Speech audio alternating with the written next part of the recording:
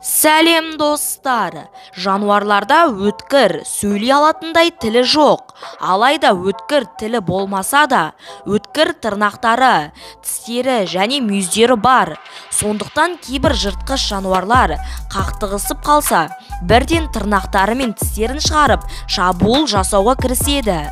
Біз бүгін сіздерге сондай жағдайларды көрсететін боламыз.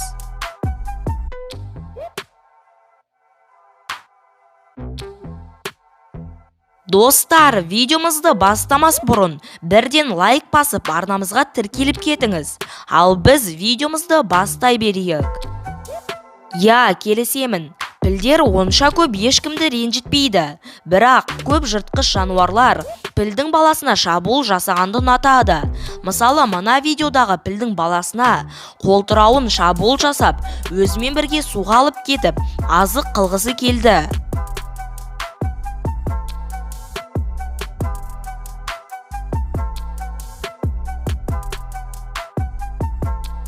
Мүйіз тұмсық пен бұқаның жекпе-жегі.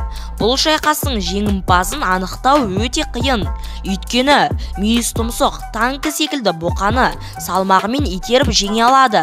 Алайда бұқаның мүйізі мүйіз тұмсықтан қарағанда 2 есе ұзын. Бұл видеодағы шайқастың жеңімпазы бәрібір анықталмады. Бірақ сіздің ойыңызша қай жануар жеңіске жетеді? Пікір алаңына жаза кетіңіз.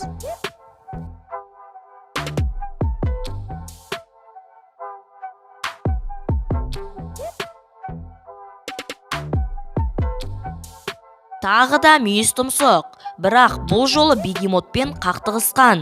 Бегемот өзінің тістерімен мүйіз тұмсықты қорқытты. Бірақ мүйіз тұмсықтың бегемоттан неге қорыққанын білмеймін. Өйткені бегемоттың тістері онша өткір емес. Өткір болса да, мүйіз тұмсықтың терісі өте қалың. Жыландар өте қу. Мына видеодағы жылан бұғының мойнынан орап, қылқындырып, өзінің азығына айналдырды. Енді бұл жыланға шамамен 1 аптадай азық іздемеуге болады.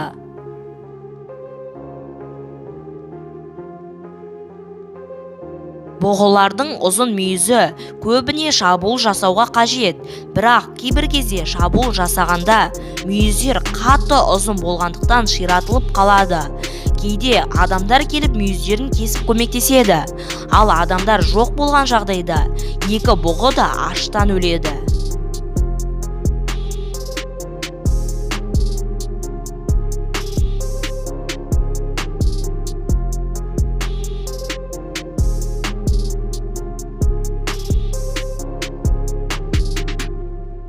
Достар, осымен біздің видеомыз аяқталды.